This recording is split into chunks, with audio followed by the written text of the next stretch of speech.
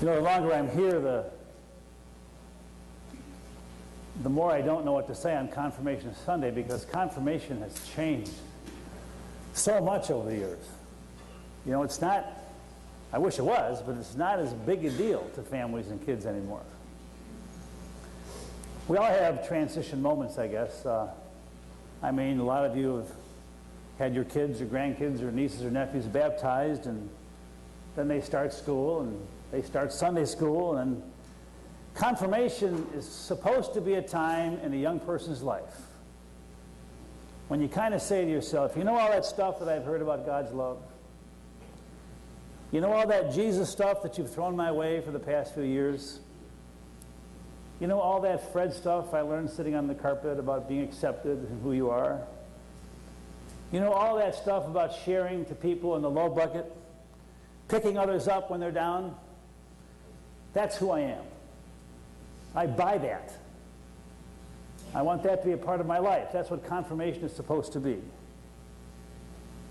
But it's not just a day.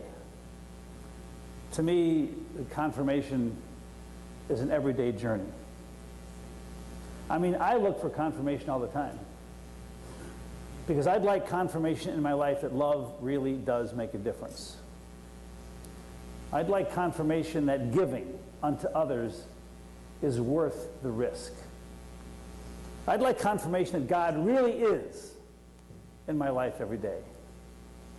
I'd like confirmation that my life, as puny as I think it is sometimes, really does make a difference, and there's a place for me and you in God's kingdom somewhere.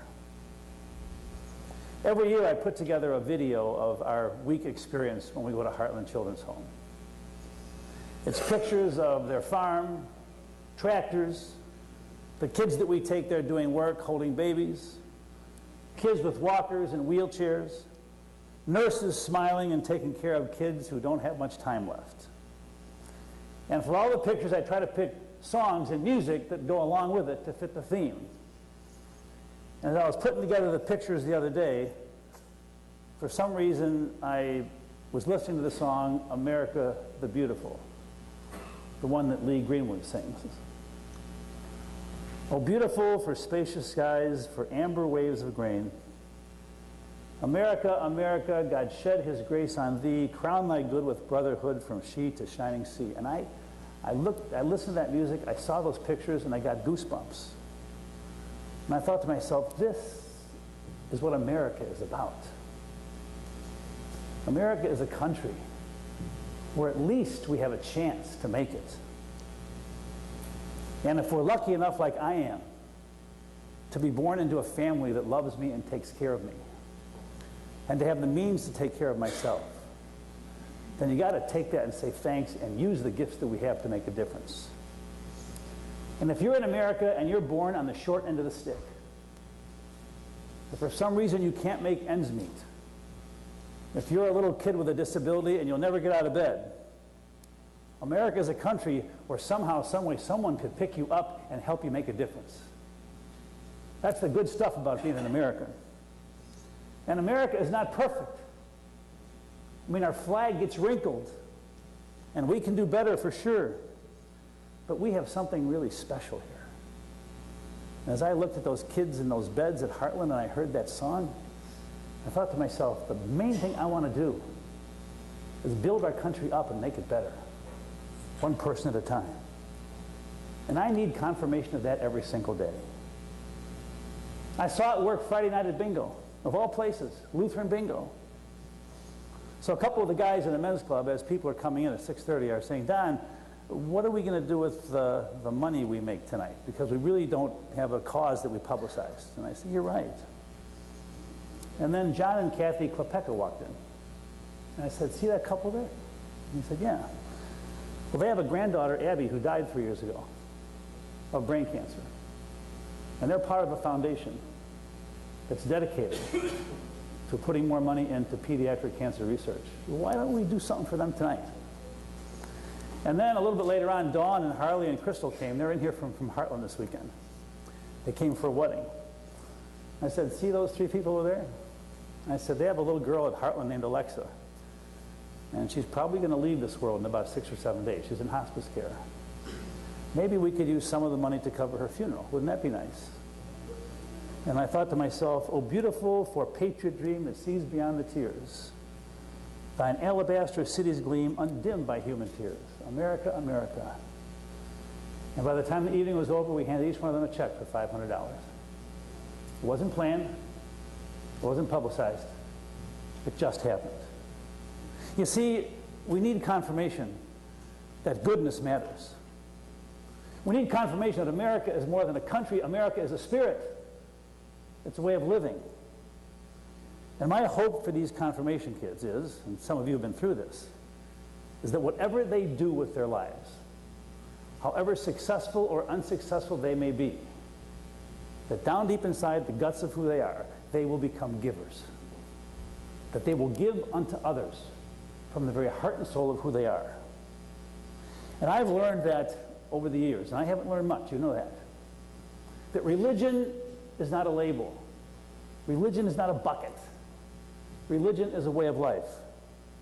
It's not about pomp and circumstance and who can or cannot take communion or who's allowed to get married in your church. Religion is about the way we walk every day.